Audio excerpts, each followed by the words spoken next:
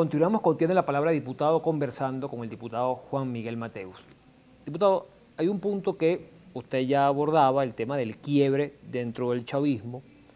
Recientemente Leopoldo López lanzaba una serie de tweets y en uno de ellos enviaba un mensaje a los militares diciendo que tanto la Constitución como el pueblo los protegerán si deciden no obedecer órdenes que sean ilegales. Le pregunto, ¿desde el Parlamento se puede tener alguna iniciativa legal que facilite esa situación, que proteja a los militares, que envíe un mensaje de que tienen el respaldo en caso de que no obedezcan órdenes que consideren son ilegales? Es muy importante en la situación en la que vive Venezuela que nosotros veamos o entendamos que el régimen como un todo no es una estructura inerte y sin vida, sino que son personas concretas, hombres y mujeres de carne y hueso que están amalgamados en una estructura de poder, pero que tienen conciencia. Y dentro de ese esquema se incluyen no solo la Fuerza Armada Nacional, sino los magistrados del Tribunal Supremo de Justicia, los titulares de los órganos del Poder Ciudadano y todos los personeros del PSUV. En ese sentido, no hay personero del régimen que no tenga conciencia y que no sea él mismo susceptible de los quiebres de la conciencia y de la conversión de la conciencia. Esa conversión de la conciencia, ese traer la conciencia al bien, a la Constitución, a la justicia, es algo que es especialmente importante dentro de la Fuerza Armada Nacional. Y es algo que viene ocurriendo de manera silente, pero que debe ir a más. Por ejemplo, tenemos noticias ciertas de que la orden de reprimir es mucho mayor, de que la orden que ya reciben la Guardia Nacional para reprimir es mucho mayor y la Policía Nacional Bolivariana, pero que de algún modo la van conteniendo. Tenemos noticia de que la orden de sacar a los colectivos paramilitares es mucho mayor, pero que la propia Fuerza Armada la contiene. Pero al margen de eso, de lo que establezca la conciencia, lo que dicte la conciencia, jurídicamente no solo es que se pueda hacer algo, sino que están obligados a hacer.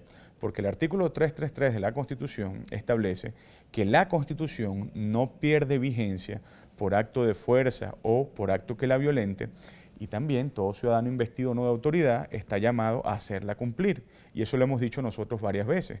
En muchos de nuestros acuerdos, nosotros invocando el artículo 333, hemos exhortado, emplazado a los miembros de la Fuerza Armada Nacional a que no observen órdenes superiores que violan los derechos fundamentales o menoscaban los principios constitucionales, porque no están obligados a hacerlo. Ahora, cuando se lanza un discurso de este tipo, Diosdado Cabello, el primer vicepresidente del PSUV, por ejemplo, habla de que se está llamando un golpe de Estado. Es decir, que la oposición busca que dentro de la Fuerza Armada hay un sector que se levante, que desconozca al presidente, y eso entonces permite ese quiebre.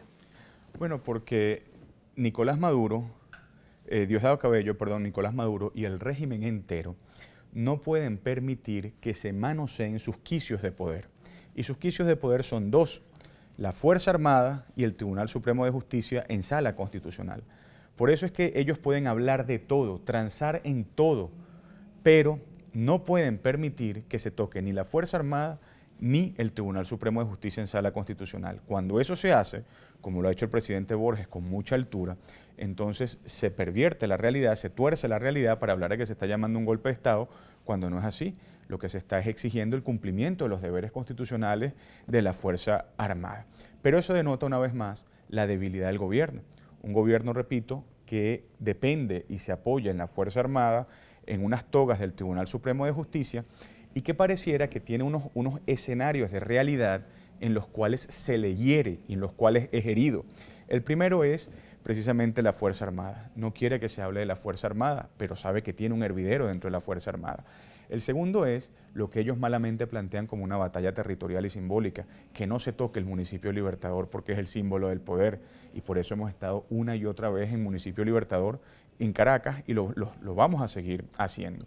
Y lo tercero es el lenguaje de los derechos humanos, que no se hable de los derechos humanos, y por eso amenazan con perseguir a defensores de derechos humanos, por eso amenazan con apresar a quienes denunciamos la tortura.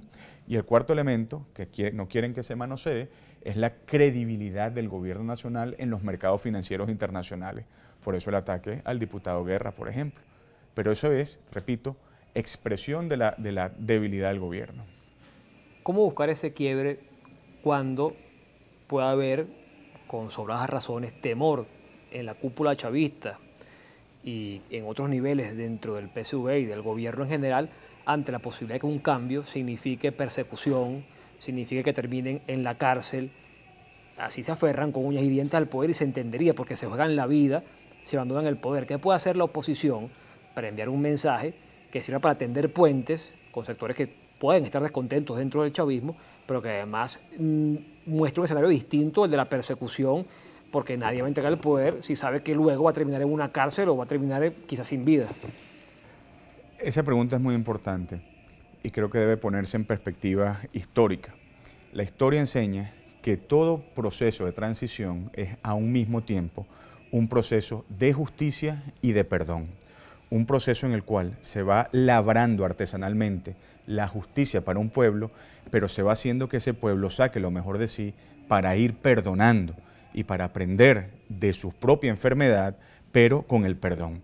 Y en ese sentido, si nosotros colocamos esas dos realidades, la justicia y el perdón, en función de la paz, pues no tenemos otro camino distinto a decirle a quienes hoy oprimen a Venezuela, a quienes hoy ejercen el poder, a quienes hoy violan los derechos fundamentales, que si ellos se abren a la justicia no penal, me refiero a la justicia de un pueblo, a que podamos vivir en justicia.